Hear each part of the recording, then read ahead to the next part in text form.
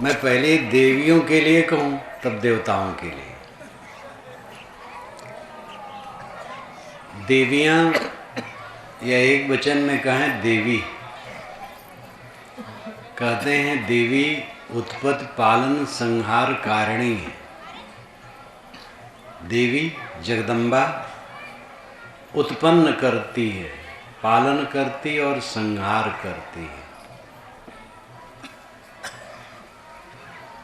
असली देवी ये माताएं हैं, यही जगदम्बा। लोग बांस की फट्टी चीर करके ठाट बनाते हैं, पैरा भर लेते हैं, मिट्टी लपेट लेते हैं, रंग रोगन कर देते हैं, कपड़ा पहना देते हैं, तो कहते हैं देवी है। और एक मच्छर भी वो पैदा नहीं कर सकती। और ये देवियाँ सबको यही पैदा करती है, और इनको कोई देवी का जगदम्बा कहने वाला कोई नहीं। कैसा उल्टा, जगदम्बा जगत की अम्बा, ये देवियाँ हैं, माताएं हैं। इसमें व्याख्या करने की जरूरत नहीं, साफ है। लेकिन सांचा के अनुसार ईंट बनती है। सांचा ठीक है तो ईंट ठीक, सांचा गलत है तो ईंट गलत है। माताएं सांचा हैं। इनको अपनी समझ, अपना चरित्र, अपनी रहनी ऊपर उठानी चाहिए। माताओं के पेट में सभी लोग रहते हैं, नर हो या नारी हो। 9-10 महीने पैदा होने के बाद उनके गोद में रहते हैं, और गोद से जब उतर जाते हैं तो खेलते हैं, तब भी उन्हीं के संरक्षण में रहते हैं। और जब पढ़ते लिखते हैं तब भी पिता की अपेक्षा माताओं से ज़्यादा जुड़े रहते हैं, और आखिर तक बाप की अपेक्षा माँ से बच्चे ज़्यादा जुड़े रहते हैं। इसलिए माताओं की देन बच्चों पर बहुत होती है। अगर माताएं बुद्धिमती हैं, समझदार हैं, विचारवान हैं, चरित्रवान हैं, तो बच्चों पर उनका प्रभाव निश्चित ही पड़ता है। माता और पिता ये दोनों की जिम्मेदारी है अगली संतान के लिए वह स्वयं चरित्रवान हो। एक ने एक से पूछा कि बच्चों की शिक्षा कब से शुरू करनी चाहिए। उत्तरदाता ने कहा, बच्चा पैदा होने के 20 वर्ष के पहले से। ये कैसे? तो उन्होंने कहा कि माँ और बाप इस प्रकार रहनी में रहें जिससे बच्चे वैसा बने। माताओं की मानसिकता का प्रभाव भी बच्चों पर पड़ता है, स्वभाव का प्रभाव पड़ता है, पिता का भी पड़ता है। माताएं भूत प्रेत का भ्रम बचपन में डाल देती हैं, और भूत प्रेत नाम की कोई चीज नहीं, चुड़ैल कहीं नहीं। प्रेत और प्रेतिन, प्रेत हैं तो प्रेतिन भी होनी चाहिए। और प्रेत प्रेतिन जो बच्चा पैदा करते उनको कभी आप देखें? प्रेत प्रेतिन का प्रजनन क्रम क्या है, उनका घर घोंसला क्या है, क्या खाते पीते हैं, कहीं टट्टी पेशाब करते हैं कि नहीं। अगर बकरे ने टट्टी की है आपके आंगन में तो आप जान सकते हैं कि बकरा आया होगा। घोड़ा टट्टी करे तो पता चल जाएगा घोड़े की टट्टी है। भूत प्रेत की टट्टी से भी उसका पता चलना चाहिए। कभी आपने भूत प्रेत की टट्टी देखी? नहीं देखी। खान पान भी नहीं देखा, बाल बच्चे भी नहीं देखे। भूत प्रेत कहाँ? कहीं भूत प्रेत नहीं। भूत प्रेत मन का भ्रम है,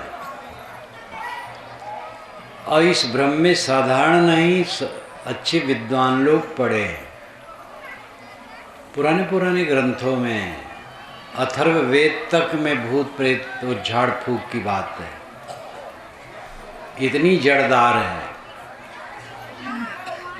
भूत प्रेत नाम की कोई चीज़ नहीं, और माताएं भूत प्रेत का संस्कार बचपन में दे देती है। गाली गलौज अगर माताएं करती हैं तो बच्चे क्या सीखेंगे? वही तो सीखेंगे। अगर माताएं झूठ बोलती हैं तो बच्चे झूठ बोलने की सीख ग्रहण करेंगे। अगर माताओं में चालाकी, खाने पीने का लालच है तो बच्चों पर खराब संस्कार पड़ेगा। माताएं गुणातीत जीवन मुक्त अवस्था में रह करके सेवा करती हैं, भोजन बनाती हैं, खिलाती हैं, तब पीछे खाती हैं। ये मुक्ति का काम है। जीत करके मन, भोजन बनाओ, सबको खिलाओ, तब खाओ, ये मन जीतने का लक्षण है। माताएं खिला के खाती, कुछ माताएं हैं बनाती भी रहती हैं, खाती भी रहती हैं, वो गड़बड़ है। पहले खा लेती है अपने पति के। खान पान में संयम, वाणी व्यवहार में संयम। माताएं पहले पढ़ती नहीं थी, अब पढ़ना लिखना शुरू हो गया। बीच में इनकी पढ़ाई बंद कर दी गई। वर्ण व्यवस्था या सामाजिक कुसंस्कार ने ऐसा प्रतिबंध किया कि एक बड़े समाज को शूद्र कह करके और नारी मात्र को शिक्षा का अधिकार नहीं है, ये घोषणा उसने की। शूद्र नहीं पढ़ सकता और नारियां भी नहीं पढ़ सकती, जबकि वैदिक काल में ऐसी बात नहीं। चारों वेदों में कहीं नहीं कहा गया है कि शूद्र नहीं पढ़ सकता, बल्कि शूद्र कहे जाने वाले परिवार के लोगों की रचनाएं वेद के मंत्रों में हैं। अनेक वेद मंत्र हैं जो शूद्र की रचनाएं हैं। वेद क्या कहते, मेरी एक पुस्तक है, उसकी भूमिका ही में मैंने ये सब लिखा है और नंबर दिया कौन सा मंत्र है जो शूद्र कहे वाले लोगों का है, और स्त्रियों के मंत्र बहुत ज़्यादा हैं। जब स्त्रियां वेद मंत्र बना सकती हैं, शूद्र वेद मंत्र बना सकते, तो पढ़ कैसे नहीं सकते? लेकिन शूद्र और स्त्री ये पढ़ नहीं सकते, ऐसा प्रतिबंध किया गया है। ये बड़ा दुर्भाग्यपूर्ण रहा। अब सब पढ़ सकते हैं, नारियां पढ़ती हैं, ज्ञान की पुस्तकें पढ़ें। स्त्री बाल शिक्षा नाम की इन पुस्तकों में एक पुस्तक है, अगर नारियां पढ़ें तो उसमें सब प्रकार की बात इनके लिए कही गई है। गृहस्थी जीवन, ज्ञान, अंधविश्वास से ऊपर उठने की बात, सब कुछ रहनी गहनी सब है, सभी पुस्तकों में है। तो देवियां अब ज्ञान के ग्रंथ भी पढ़ें, समय निकालें और पढ़ें और समझें।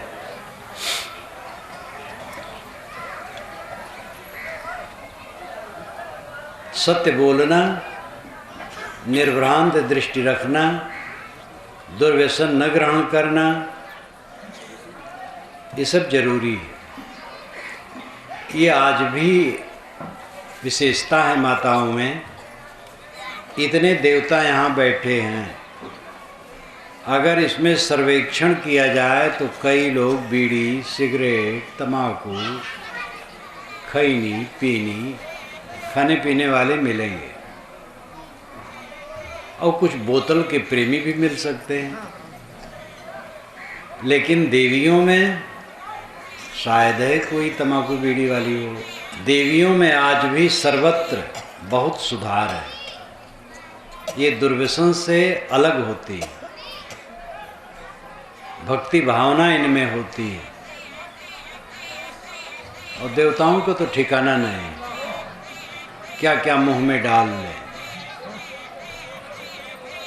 तम्बाकू डाल लिए, फिर पान डाल लिए, फिर चूना चाट लिए, फिर जाफरानी झाड़ लिए, फिर ऊपर से सिगरेट खोस लिए।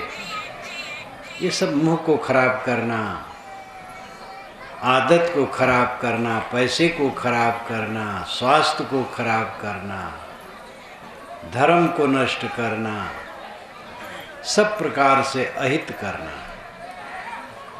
देवियों की विशेषताएं दुर्व्यसन से मुक्त होती है। अंधविश्वास से ऊपर उठो। देवी देवता प्राणी हैं, प्राणियों के साथ सुंदर बर्ताव करो। अगर मूर्ति और चित्र किसी महापुरुष के हों तो उनसे ही लाभ होगा कि जब उन पर दृष्टि पड़ेगी तो मन अच्छा होगा। इसके आगे उन्हें मना करके तुम लड़का धन चाहो, क्या देंगे? जो अपनी मक्खी नहीं हाँक सकते हैं वो आपको लड़का धन कैसे देंगे? ये विचार करो। उनकी सेवा है उन्हें स्वच्छ रखना। अगर आपके घर में किसी महापुरुष का चित्र है, मूर्ति है, तो स्वच्छ रखो, बस यही पूजा है। अगर वे दाल भात खाएं तो खिला दो, नहीं खाते हैं तो खिलाने की क्या जरूरत है? स्वच्छ रखना ही उनकी पूजा है।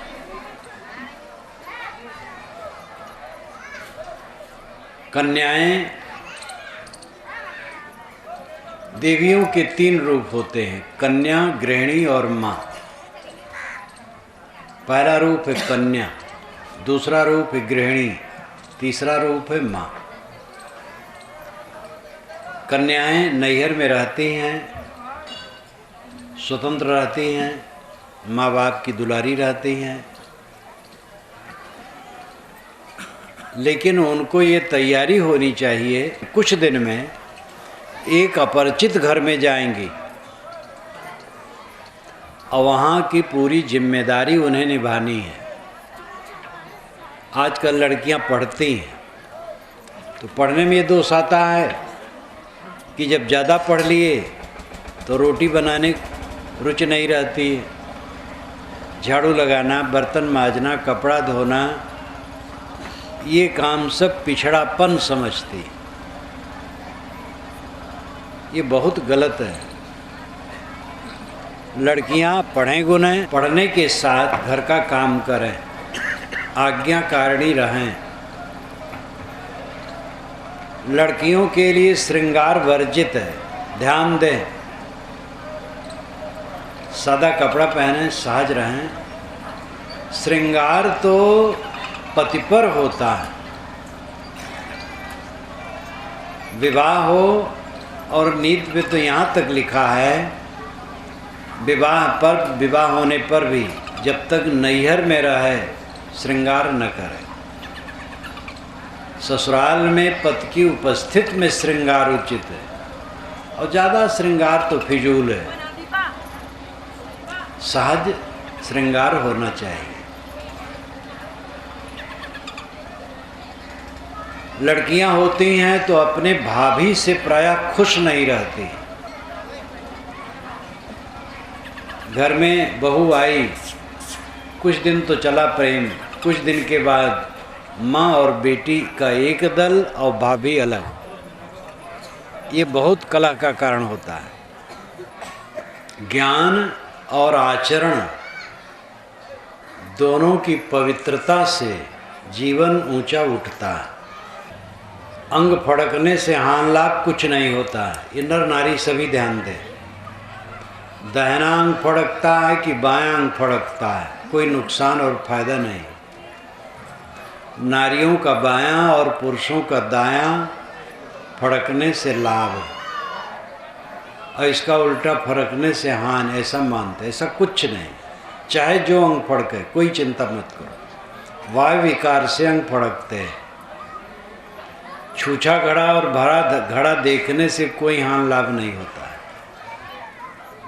पानी से भरा हुआ घड़ा देखे तो लाभ है और खाली घड़ा देखे तो हानि।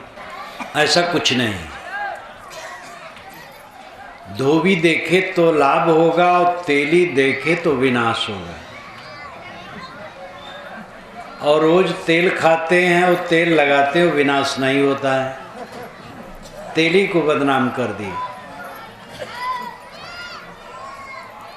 काना ब्राह्मण विधवा स्त्री देख करके अशुभ मानते हैं।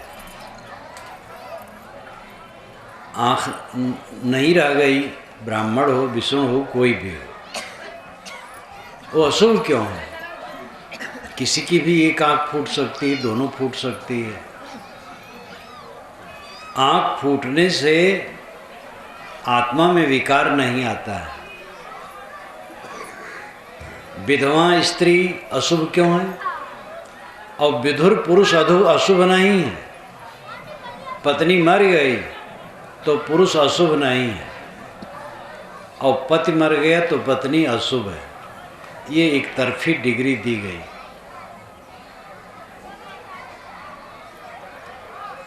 पुरुषों ने कई बातें बहुत गलती प्रचार किया है और उसमें माताएं भी सहयोगी बनी हैं।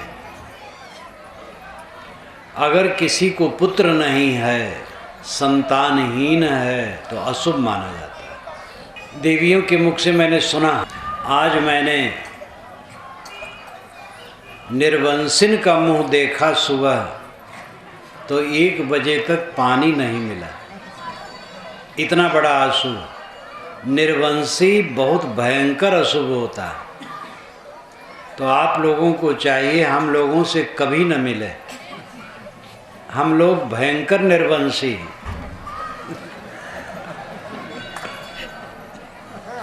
और वंश वाले का दर्शन करना हो तो सूकरी का दर्शन करो।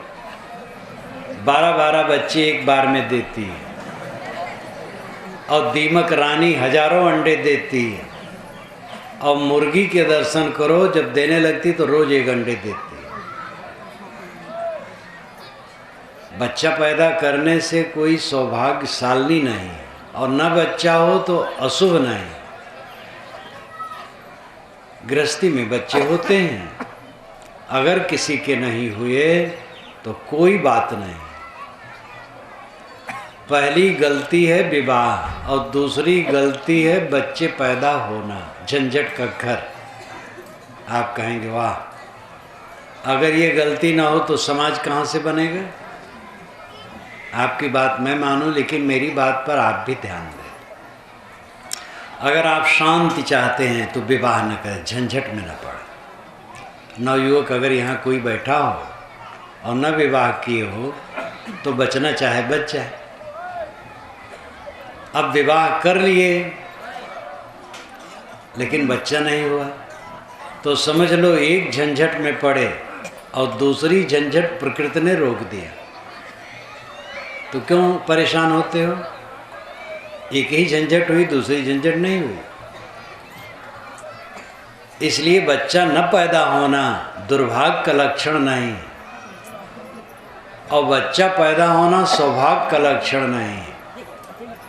दुर्भाग्य उसका है जो भजन नहीं करता, साधना नहीं करता। भक्ति ज्ञान वैराग जिसके जीवन में नहीं है वो अभागा है और उसका अभाग्य अपना बनाया है। और जो भक्ति भावना साधना से चलता है, बच्चे हों न हों कोई हर्ज नहीं। इसलिए जिन देवियों को बच्चे न हों वे ग्लान न करें। बच्चे वालों की अपेक्षा गैर बच्चे वाले ज़्यादा सुखी रह सकते हैं अगर समझदार हैं तो। बच्चे वालों की तो जिम्मेदारी बढ़ जाती है, जिनके बच्चे नहीं है जिम्मेदारी कम रहती है। तो अपना समय, धन, शक्ति सब कुछ साधना और परोपकार में ज़्यादा लगा सकते हैं। कन्याएं जो अपनी भाभी को कष्ट देती हैं उनको समझना चाहिए कुछ दिन में वे भी भाभी बन सकती हैं, तो उनकी ननद उनको कष्ट देगी। ननद का अर्थ ना आनंद, ऐसा न हो कि ननद का अर्थ ना आनंद हो जाए। ननद भावज में प्रेम होना चाहिए, सास बहू में प्रेम होना चाहिए, देवरान जेठान में प्रेम होना चाहिए, पिता पुत्र में, गुरु शिष्य में, हर संबंध में प्रेम से ही सच्चा सुख मिल सकता है।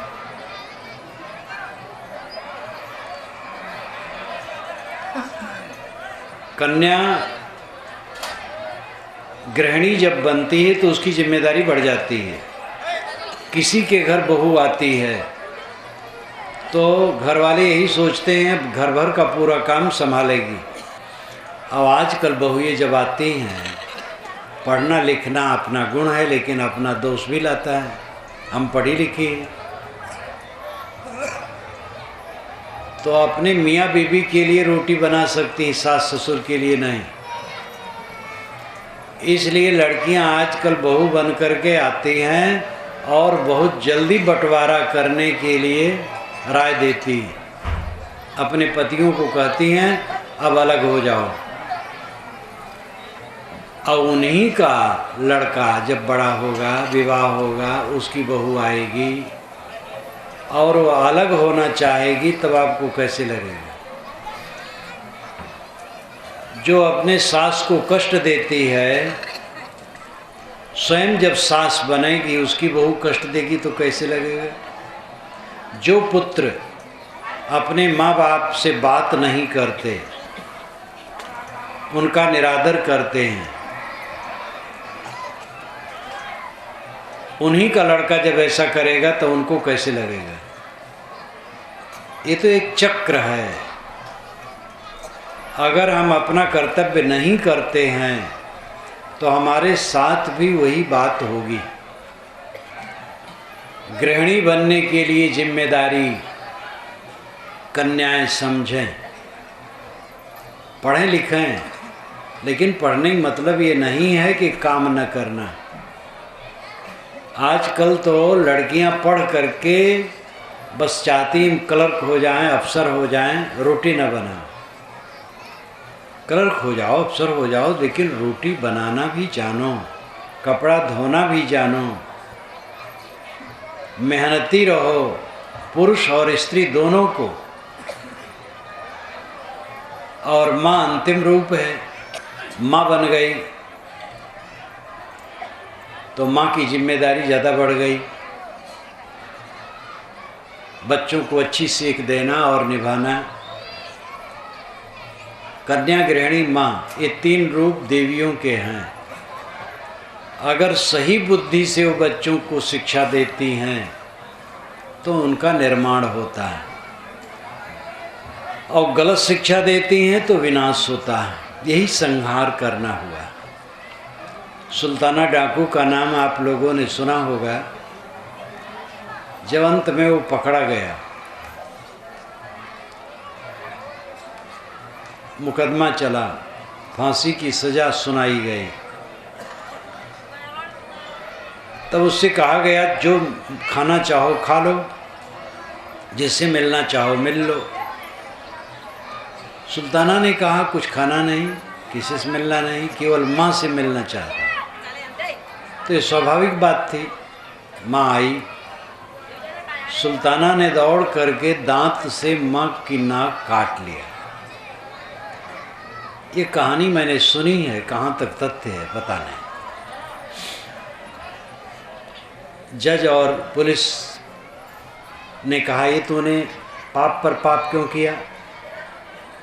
उसने कहा माँ ने मुझे बढ़ावा दिया था, मैंने मुर्गी के 2 अंडे चुराए थे बचपन में, घर लाया तो माँ खुश हुई कि ठीक है बेटा ऐसा लाया करो। फिर चोरी करने की आदत बनी और मैं डाकू बन गया। माता पहले से डांट देती तो ऐसा ना होता। एक घटना मैं बताऊं, बिल्कुल घटना। एक युवक अच्छा था लेकिन डाकू हो गया धीरे धीरे। बड़ा मस्त शरीर, पीछे मेरे पास खूब आता था, और डाका का सामान जो बांटा गया, एक बड़ा गट्ठर ले करके रात गिरने पर घर में पहुंचा। माता ने देखा, कहा है तू कहाँ से लाया है? डांटा जोर से और कहा ले जाए, जहाँ का है तहाँ पहुंचा, मैं तेरे को घर से निकाल दूंगी। कस के डांटा। वो गठरी ले गया, पता नहीं कहाँ फेंक आया। उसी दिन से वो बच्चा एकदम सदाचारी बन गया, भक्त बन गया, और इतना ही नहीं साधु स्वभाव का हो गया। माता उसको लेके मेरे पास आई, अनेक बार आई,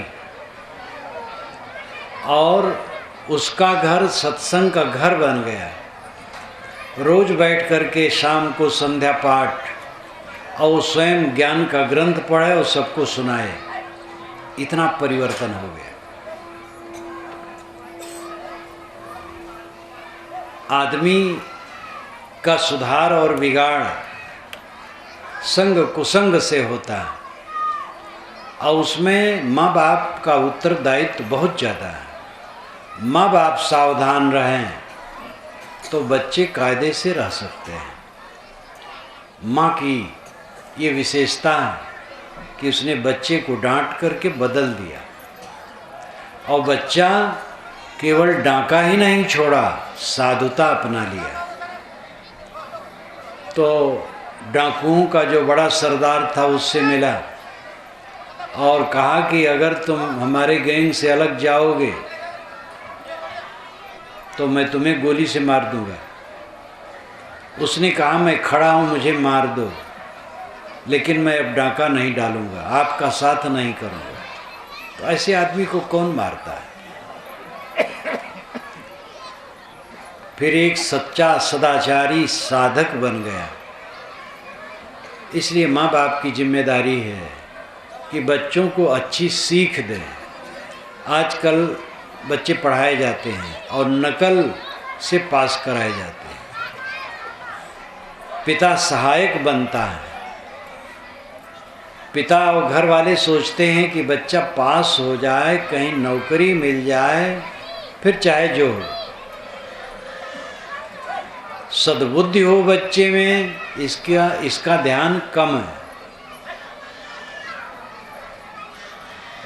धन आना चाहिए, धन की जरूरत है, लेकिन सद्बुद्धि पूर्वक धन कमाना कल्याणकारी। अगर लूट खसोट करके, बेईमानी बदमाशी करके धन कमाया जाएगा तो तकलीफ देगा। सही रास्ते से धन आना चाहिए। आचरण गलत कर लेंगे जब, तो जीवन की नींव ही खिसक जाएगी, और संताप के सिवा जीवन में कुछ बचेगा नहीं। चरित्रवान जीवन सुख का आधार होता है, चरित्रहीन जीवन दुख का आधार बनता है। सुख और दुख वस्तुओं से नहीं आते हैं, सुख और दुख चरित्र से आते हैं। वस्तुओं से केवल जीवन का गुजर होता है। रुपए पैसे, घर मकान, जगह जमीन, सवारी, वस्त्र वासन, ये सब की जरूरत है क्योंकि जीवन का गुजर करना है। गुजर करना अलग चीज है और चरित्रवान होना अलग चीज है। गुजर बसर कर लेना मात्र जीवन की सफलता नहीं है। गुजर बसर तो जानवर भी कर लेते हैं और अच्छे ढंग से कर लेते हैं। वे किसी प्रकार बेईमानी, बदमाशी, झूठ, छल कपट नहीं करते हैं, और सभी प्राणियों का गुजर बसर होता है। गुजर बसर एक सामान्य स्तर की बात है। आप क्यों कमाते हैं? खाने के लिए क्यों खाते हैं, जीने के लिए क्यों जीते हैं, इसका पता नहीं। जीते हैं, रेंग रेंग करके जी रहे हैं बस। कमाना चाहिए खाने के लिए, खाना चाहिए जीने के लिए, जीना चाहिए कल्याण का काम करने के लिए, और वही काम बाकी रह जाता है, कल्याण का काम नहीं होता है, तो जीना बेकार है। कल्याण का काम कैसे होगा? जब सद्बुद्धि होगी।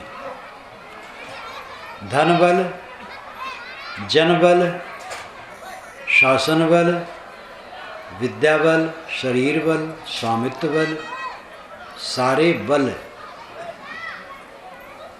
सद्बुद्धि के अभाव में मनुष्य का अहित करते हैं। रावण के पास किसी बल की कमी नहीं थी, जैसी कि कथा है।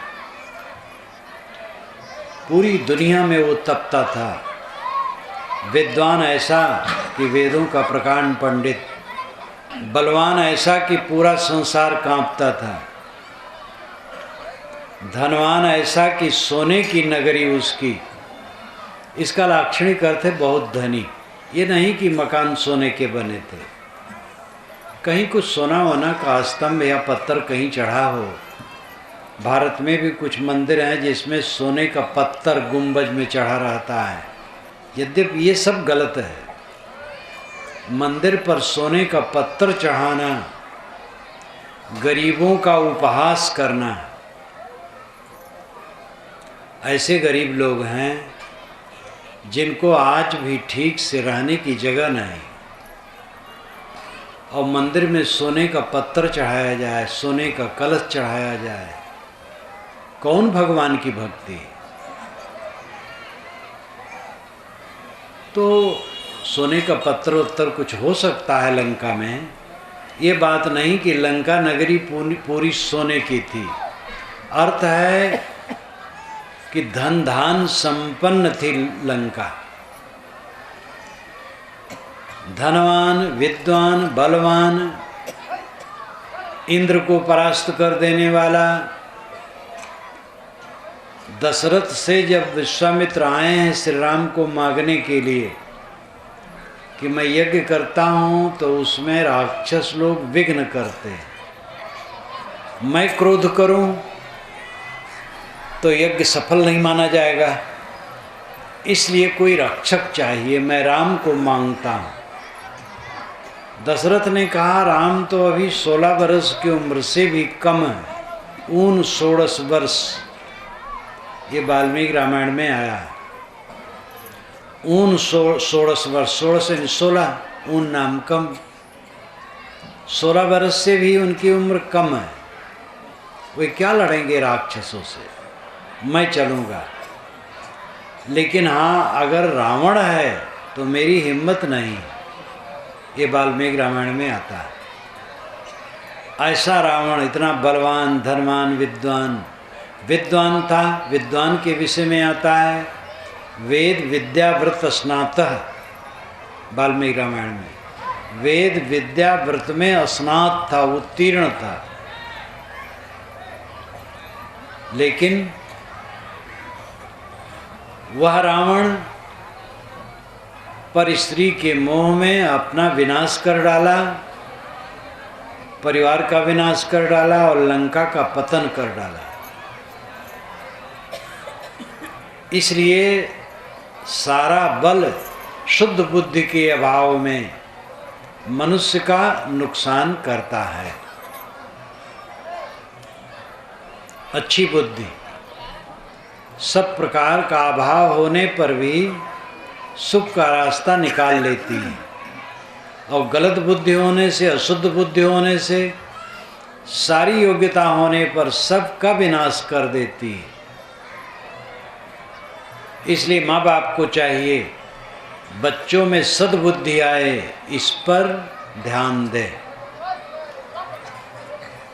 चोरी न करें बच्चे, दुर्व्यसन न ग्रहण करें, झूठ न बोलें, बेईमानी बदमाशी न करें, दुष्कर्म न करें। इसकी सीख होनी चाहिए। और सीख नहीं, इनका आचरण स्वयं करना चाहिए जिससे बच्चों पर अच्छा प्रभाव हो। स्वयं माता पिता दुर्व्यसन ग्रहण करेंगे तो बच्चों में क्या सीख देंगे?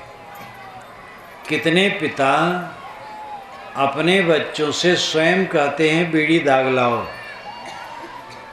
तो बीच में वो कस भी लगा सकते हैं और देखेंगे स्वयं पिएंगे। माँ बाप के चरित्र का प्रभाव बच्चों पर पड़ता है। गृहस्थी सभी आश्रमों की जननी है, यहीं से विरक्त निकलते हैं, यहीं से नेता निकलते हैं, शूरवीर निकलते हैं, कलाकार निकलते हैं, शिल्पी निकलते हैं। सभी उन्नतियों के स्रोत और सभी प्रकार के विकास के स्रोत गृहस्थी आश्रम में है। ब्रह्मचर्य, गृहस्थ, वानप्रस्थ, संन्यास 4 आश्रमों का विधान पहले किया गया था, लेकिन सभी आश्रम गृहस्थी से ही पैदा होते हैं। गृहस्थी में सुधार होने पर सब दिशाओं में सुधार होगा। इसीलिए सद्गुरु कबीर ने कहा है, हद चले सो मानवा, बेहद चले सो साध, हद बेहद दो तजे ताकर मता आगाध। जो हद चलता है वो मानव है, जो बेहद चलता है वो साधु है, जो हद बेहद से ऊपर उठ जाता है उसका मत अगाध है। हद कहते हैं गृहस्थी को। गृहस्थी के मर्यादा का पालन करते हुए जो चलता है वो मानव है। पति पत्नी में शुद्ध प्रेम, पिता पुत्र में शुद्ध प्रेम, भाई भाई में सुंदर बर्ताव, पड़ोसियों के साथ सुंदर बर्ताव, गृहस्थी जीवन का उज्जवल चरित्र आने से आदमी मानव बनता है। हद चले सो मानवा, बेहद चले सो साधु। जो गृहस्थी त्याग दे, विरक्त हो जाए, वो साधु। गृहस्थी हड़बड़ी में नहीं त्यागना चाहिए। देखी देखा गृहस्थी नहीं त्यागना चाहिए।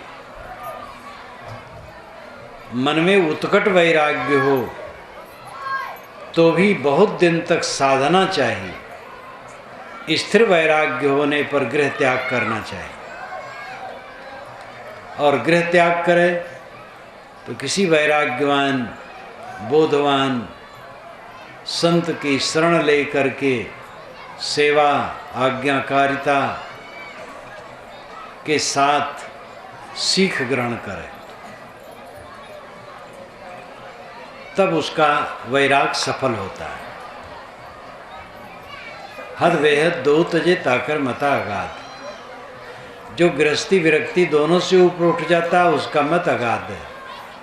गृहस्थी छोड़ी और विरक्ति मार्ग में आकर के सांप्रदायिक भावनाओं से भी मन को ऊपर कर लिया,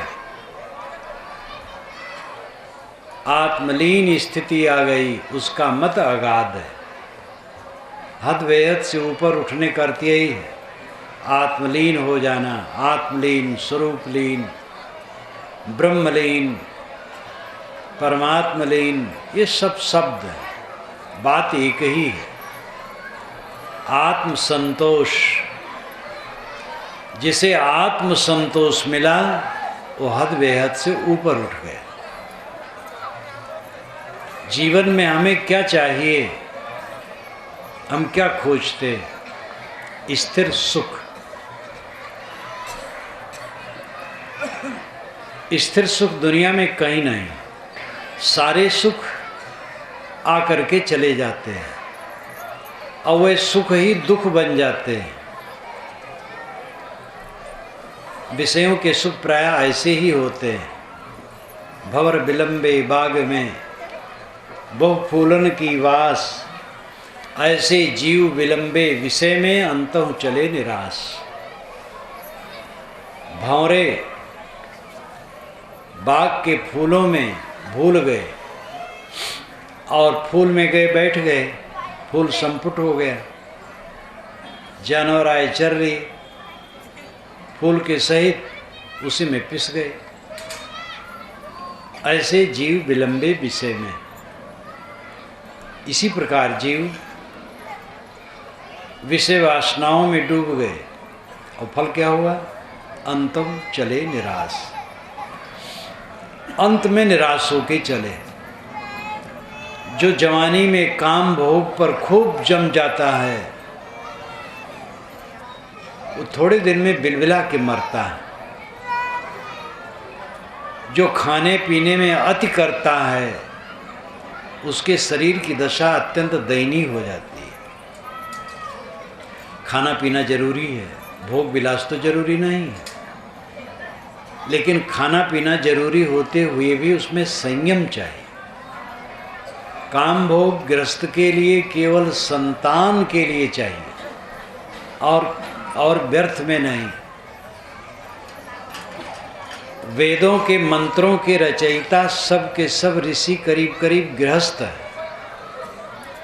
लेकिन कहीं वेद मंत्र में ये नहीं लिखा है कि गृहस्थ को विलासी होना चाहिए। केवल संतान के लिए विवाह लिखा है। जहाँ बात आई है केवल संतान के लिए। अगर संयम से गृहस्थ रहता है तो गृहस्थ साधु कहलाता है। गृहस्थ संत, गृहस्थी में रहते हुए भी संत।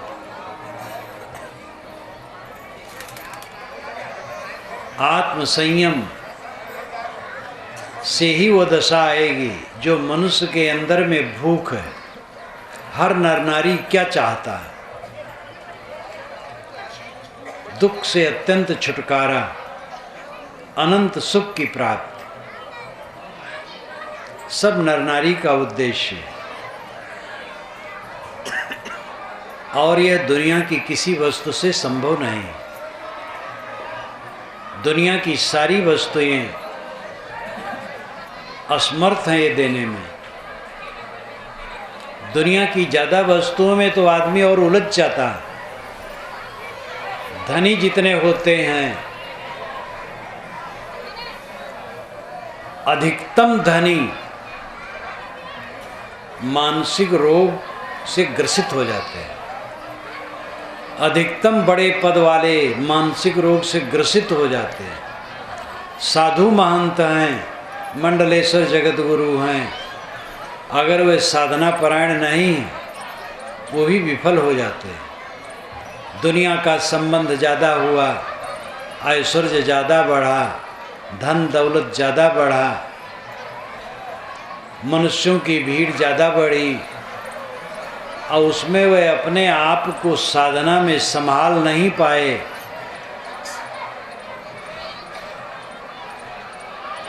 तो उनकी दशा खराब हो जाती है। दुनिया का ऐश्वर्य किसको सुख दे पाया? रजवाड़ों की आप कहानी पढ़िए, इतिहास पढ़िए। ज़्यादातर रजवाड़े तो अपने भाइयों का कत्ल करवाए, यहाँ तक कि अपने पिता को जेल में डाल दिए। औरंगजेब इसी आपके आगरा के किले में अपने पिता को जेल में डाल दिया था। मैंने तो ये भी सुना है कि उसने कहा कि एक अन्न तुम्हें देंगे, कई अन्न नहीं, जो मांगना हो मांग लो। तो उसने चना मांगा,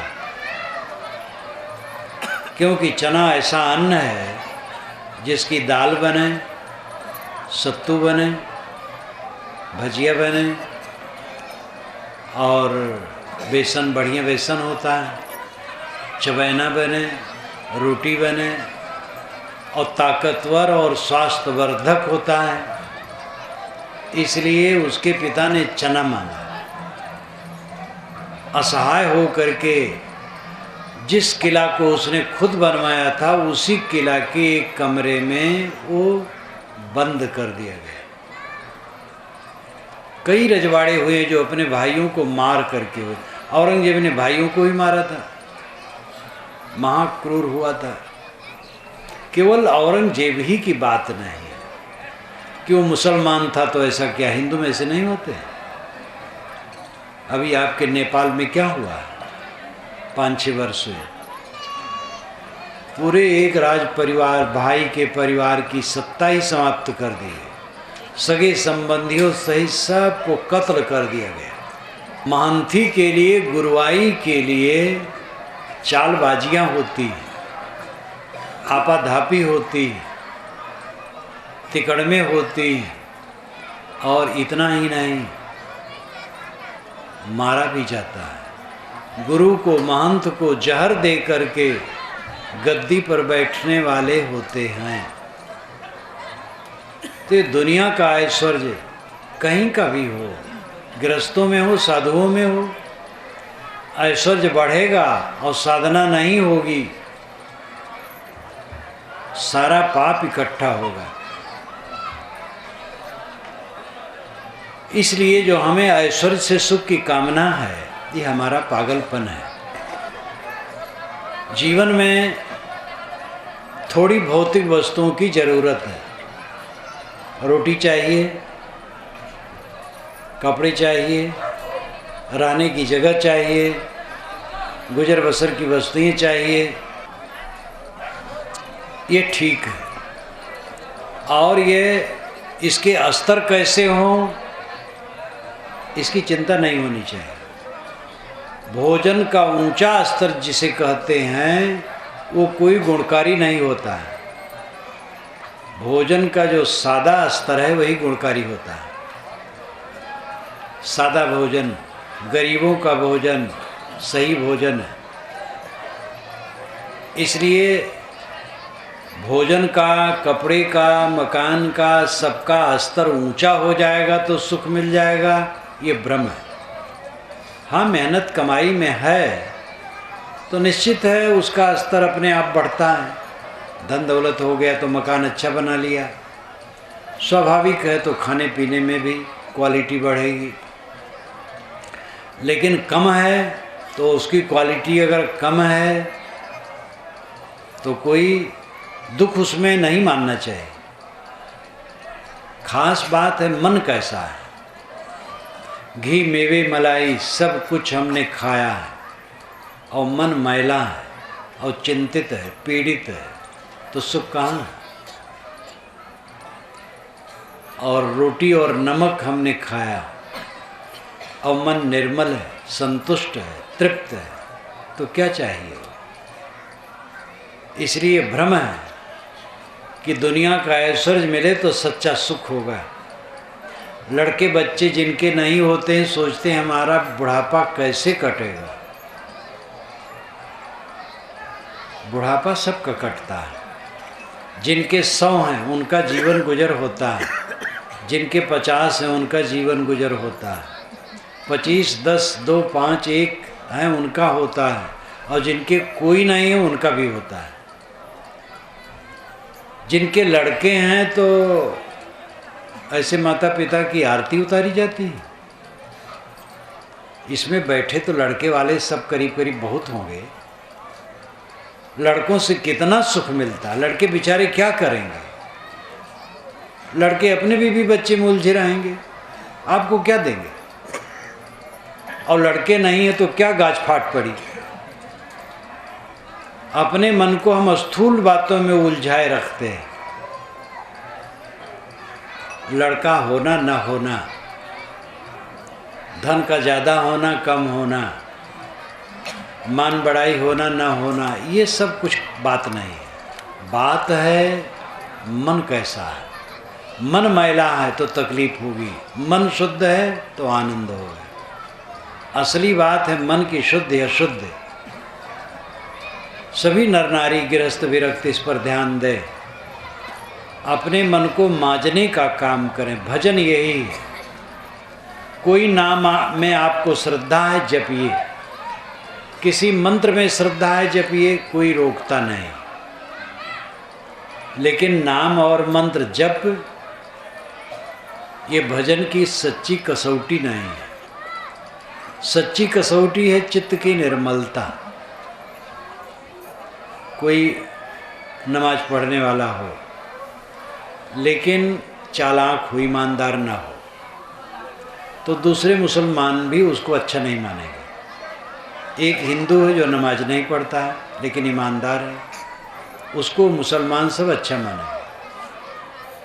कोई हिंदू है, बहुत पूजा करता है लेकिन ईमानदार नहीं है, हिंदू भी उसको अच्छा नहीं मानेंगे।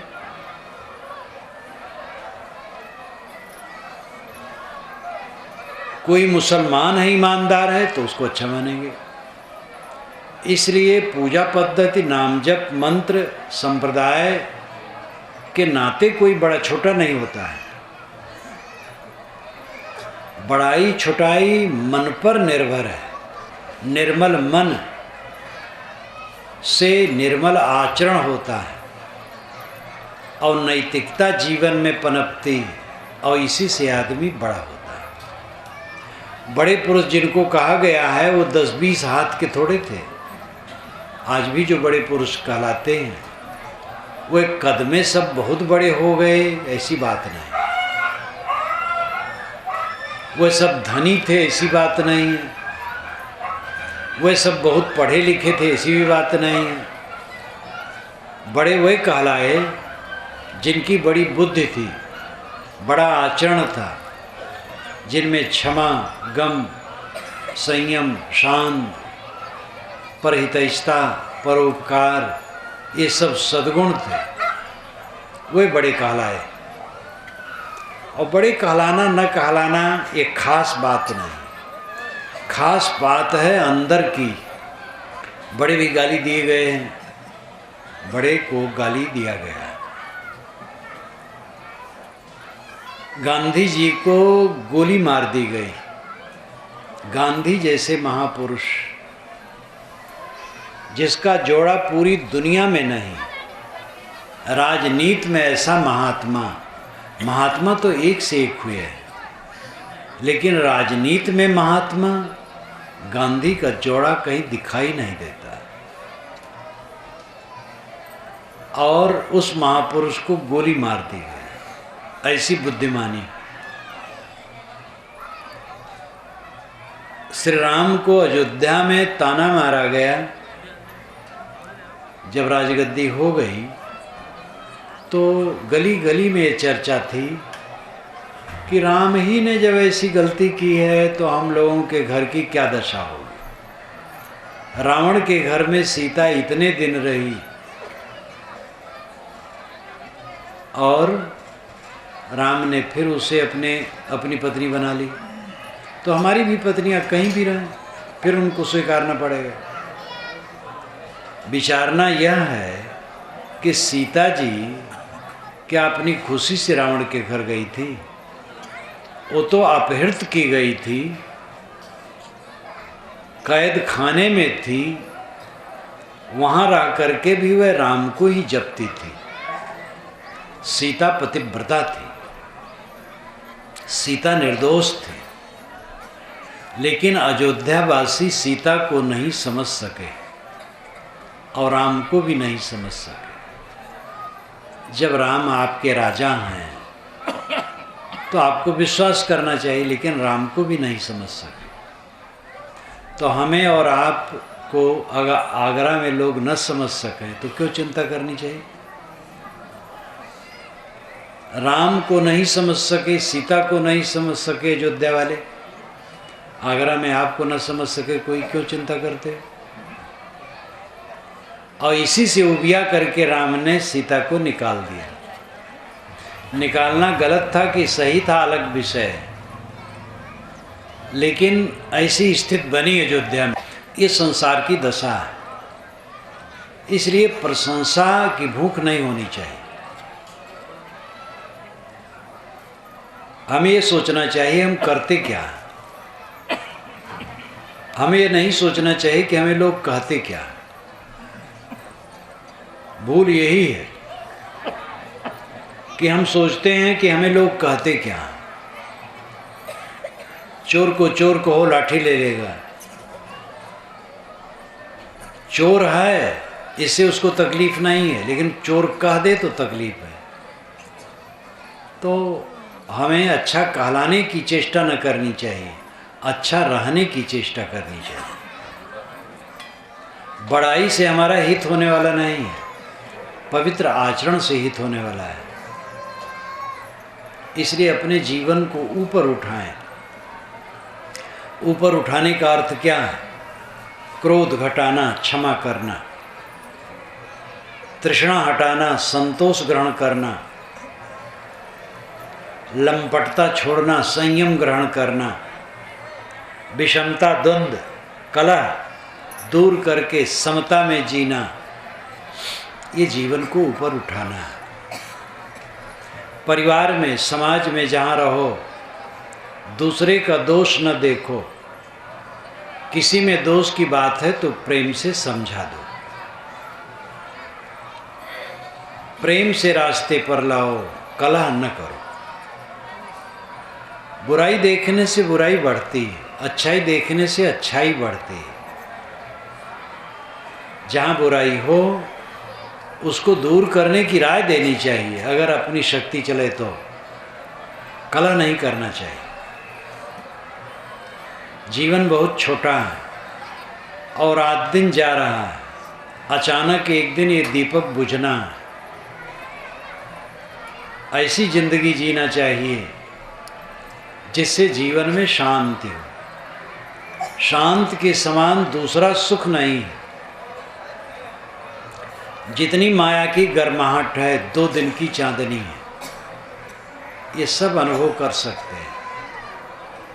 विचार करने से पता लगता है। बड़े बड़े राजे महाराजे कहाँ गए? अंग्रेज गवर्नमेंट के ज़माने में सैकड़ों रजवाड़े थे भारतवर्ष में।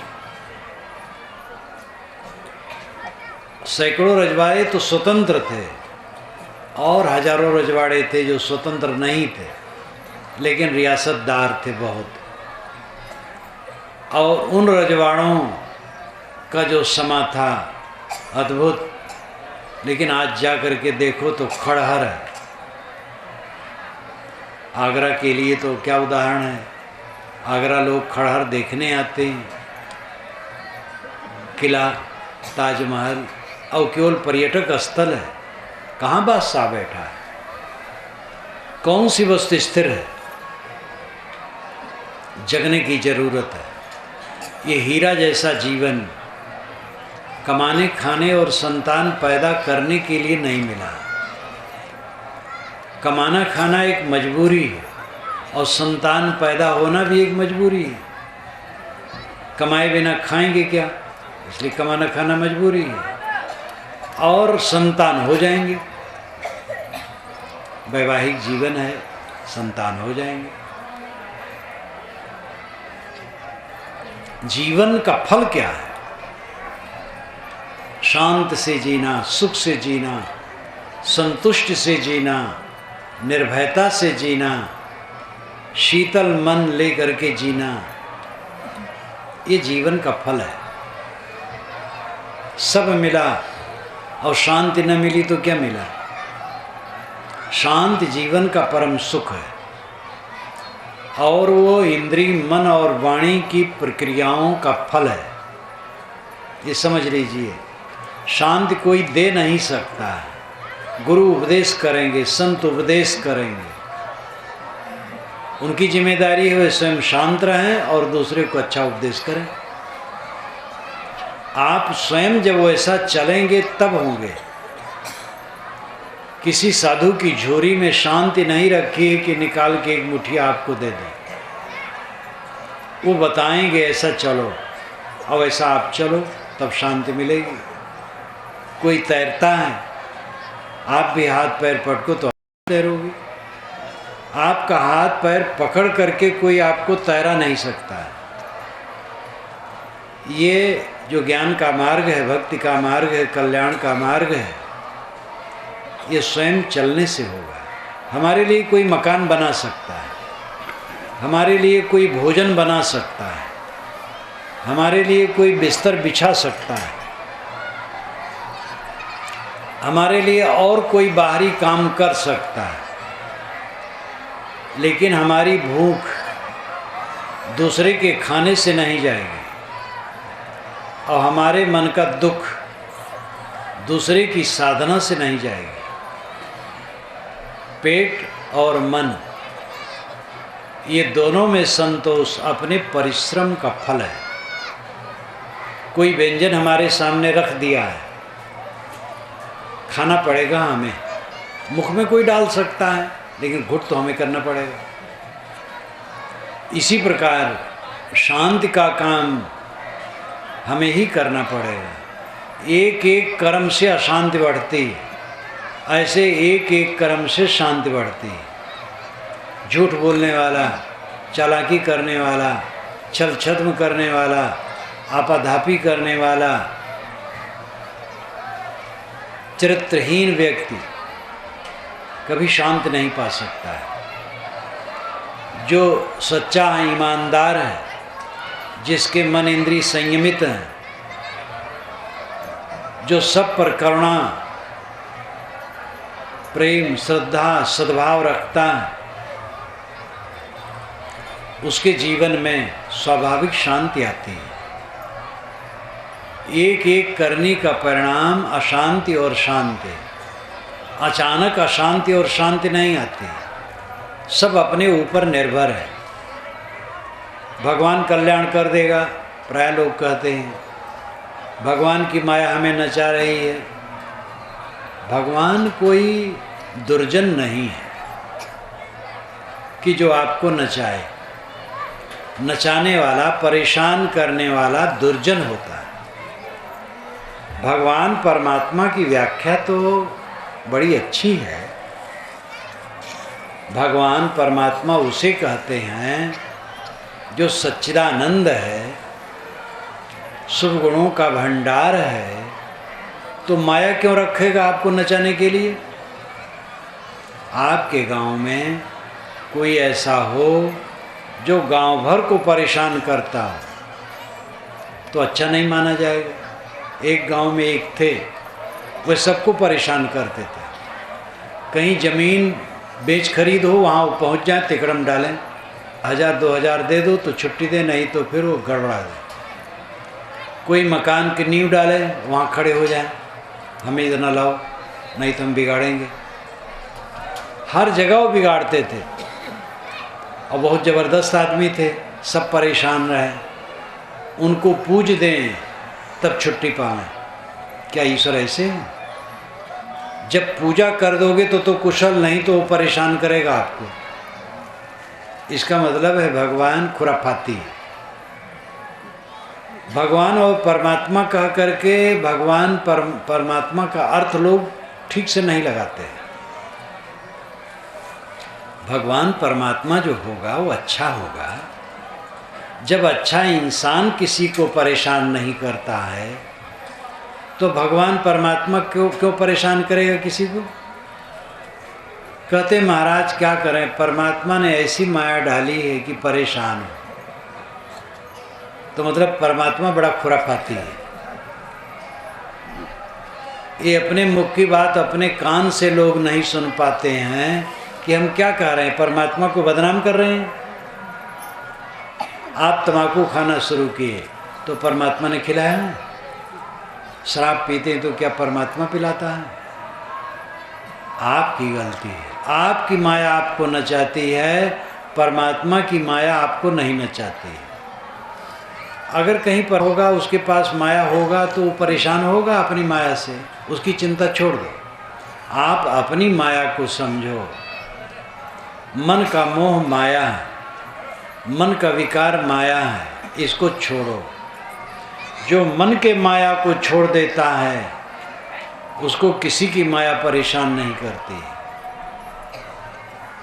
तो ये जो गलत धारणा है, पंडित और महात्मा लोग भी कहते हैं भगवान की माया सबको नचाती है। शास्त्रों में भी लिखा है कि भगवान की माया सबको नचा रही है। इसलिए पंडित महात्मा और शास्त्रों की बात भी बड़ी सावधानी से समझ करके मानने लायक है। महात्मा कहें तो मान लेना चाहिए, गुरु संत कहें तो मान लेना चाहिए, पंडित मौलवी कहें और वेद शास्त्र ज्ञान ग्रंथ में लिखा हो तो मान लेना चाहिए। बिल्कुल ऐसी बात नहीं है। सभी महापुरुषों का आदर करो, सभी ज्ञान ग्रंथों का आदर करो, लेकिन उनसे प्राप्त विचारों पर विचार करो। जो कल्याणकारी है, सच है, उसको मानो। जो कल्याणकारी नहीं है और सच नहीं, उसको न मानो। इसके लिए विचारवान होना चाहिए। साधु ऐसा चाहिए जैसा सूप सुभाए, सार सार को गए रहे थोथा दे उड़ाए। साहब कहते साधु को सूप स्वभाव होना चाहिए। सूप में रख करके अन्न फटका जाता है, भूसी उड़ जाती है और अन्न रह जाता है। ऐसे विचार से फटक पछोड़ कर सार को लो, असार को छोड़ो। कल्याण का रास्ता है। शास्त्र दुनिया में बहुत हैं, महापुरुष बहुत हैं, किसका हम आदर करें, किसका अनादर करें? वेद आदरणीय है, कुरान भी आदरणीय है, बाइबल भी आदरणीय है, जिंदा वेस्ता भी आदरणीय है, गुरु ग्रंथ भी आदरणीय है, अन्य वाणियाँ भी आदरणीय हैं, और मौलवी पंडित पादरी सब आदरणीय हैं, संत गुरु आदरणीय हैं। लेकिन सबसे ज़्यादा आदरणीय विवेक है। विवेक के अनुसार जितनी बातें हों वो कहीं भी मानी जा सकती है। जो विवेक के अनुसार ना हो, कहीं की बात हो नहीं मानी जा सकती है। दीवार पर लिखा हो 2-2 4 मानने योग्य है, और कोई संत महात्मा कहें 2-2 5 कैसे माना जाए? इसलिए आंख मूंद करके मानने की प्रवृत्ति छोड़ने की जरूरत है। विवेकवान बने, जागरूक बने, समझ बूझ करके माने। ज्ञान के क्षेत्र में गड़बड़ी होने से पूरे जीवन में गड़बड़ी होती है। हमारा ज्ञान सही होना चाहिए। ये पक्का समझ लेना चाहिए कि जो मैं सोचता हूँ उसका मैं जिम्मेदार हूँ, और जो मैं बोलता हूँ उसका भी जिम्मेदार हूँ, और जो करता हूँ उसका भी जिम्मेदार हूँ। मुझसे कोई सोचवाता नहीं है, बुलवाता नहीं है, करवाता नहीं है। कोई भगवान या शैतान मुझे प्रेरित नहीं करता है। लोग कहते ईश्वर की इच्छा के बिना घास भी नहीं हिलती। तो दुनिया में जितने अच्छे कर्म होते हैं उसका तो समाधान है कि भाई भगवान अच्छा करवाता है, लेकिन जितनी बुराइयां होती हैं फिर वो किसके जिम्मे जाएगा? बुराइयां कहाँ जाएंगी? चोरी, व्यभिचार, हत्या, गबन, लूट खसोट, आतंकवाद, ये सारा दुराचार और दुर्गुण ईश्वर की इच्छा के बिना अगर घास नहीं हिलती है तो ईश्वर की इच्छा बिना ये सारे कुकर्म कैसे होते हैं? तब फिर क्या समाधान होगा? इसलिए जोश में लोग कहते हैं कि सब ईश्वर करवाता, सब ऊपर वाला करवाता है। ऊपर वाला नहीं करवाता है, सबके भीतर वाला करवाता है। सबके भीतर में जो बैठा है वही करवाता है। भीतर में कौन है? आप खुद हैं। सब अपने अपने व्यक्तित्व के जिम्मेदार हैं। कुछ लोग कहते हैं कि मेरे मन में ऐसी बात नहीं थी लेकिन वाणी से निकल गई। मन में नहीं थी तो निकल कैसे गई? पेटी में सामान न हो तो उसमें से कैसे निकलेगा वो सामान? पेटी में तो कोई दूसरा भी डाल सकता है, लेकिन आपके मन में जो आप डालेंगे वही निकलेगा, दूसरा नहीं निकलेगा। इसलिए सोचना, बोलना और करना, ये 3 है हमारे जीवन में, और ये तीनों की जिम्मेदारी हमारे ऊपर है। हम जैसे चाहते हैं सोचते हैं, बोलते हैं और करते हैं। आप ये कह सकते हैं कि हम नहीं चाहते हैं लेकिन फिर भी ऐसा दिमाग में आ जाता है, हम नहीं चाहते लेकिन मुंह से निकल जाता है, तो हमारी ही अपनी गंदी आदत है, हमारा अपना जोर है। जैसे कोई झूला झूल रहा है, बेग भर दिया तो झूला बेग जब न भरो तब भी चलता है जब तक उसका बेग रहता है। साइकिल जोर से चला दिए